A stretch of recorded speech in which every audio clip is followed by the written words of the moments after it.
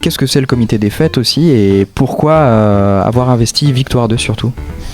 Alors, le comité des fêtes, c'est avant tout une rencontre de 3 personnes. Donc, Vincent Cavaroc, qui donc le directeur artistique de Tropisme, Christophe, qui du coup est scénographe, DJ, artiste, et moi-même. Donc, du coup, je bosse essentiellement sur Bazar. Contrairement au nom du comité des fêtes, ce n'est pas une fête de village. Il faut quand même le préciser parce que le nom nous a fait beaucoup rire. Mais on nous pose beaucoup de questions aussi c'est aussi une façon de décaler on aimait beaucoup faire la fête et comment se rassembler parce qu'on est 3 mais il y a aussi beaucoup de gens qui gravitent autour de nous. Bien sûr. Donc c'est le nom comité, c'est aussi rassembler des gens. Il y a aussi Nuts, proposer quelque chose quoi. Tous les potes quoi. Tous les potos. Et donc on a été invité donc par Victoire 2 à faire une résidence artistique pendant 3 ans. On remaquille, on reconstruit, on repense avec l'équipe en place la programmation artistique, mais notamment aussi un lieu qui se veut un lieu de vie. Le premier événement, c'est la création d'une salle.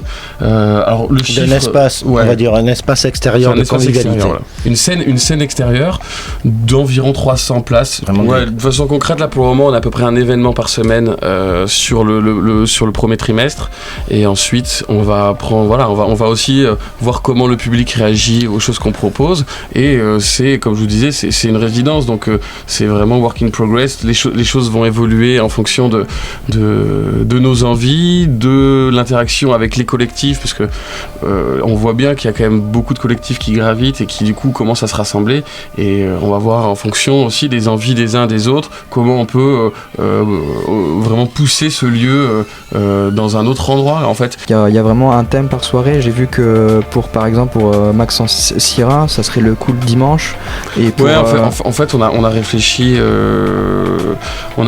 les événements un peu comme une grille radio avec des noms et des formats qui vont exister et qui vont revenir soit mensuellement, soit de façon hebdomadaire.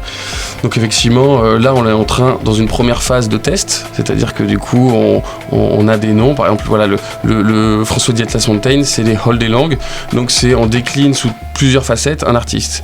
Donc ça commence l'après-midi avec une sieste musicale. Ensuite, il y a un apéro.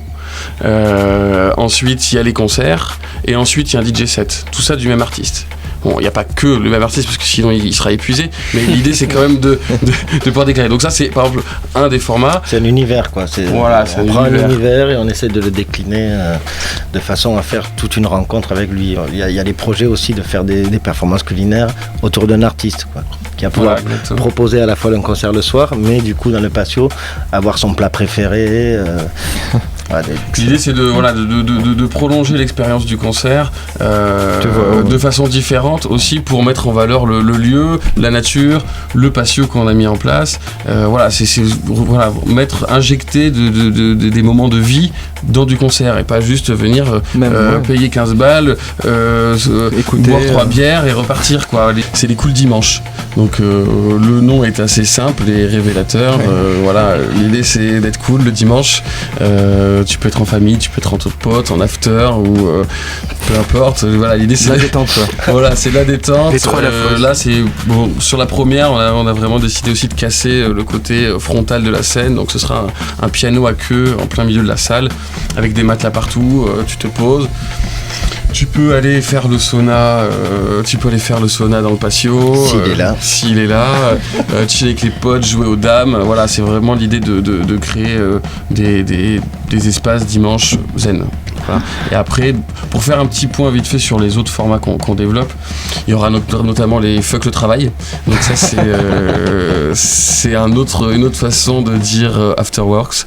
Et donc ce sera un vendredi par mois où on a la première, que je me trompe pas de date, qui sera le 17 mars avec Conas notamment.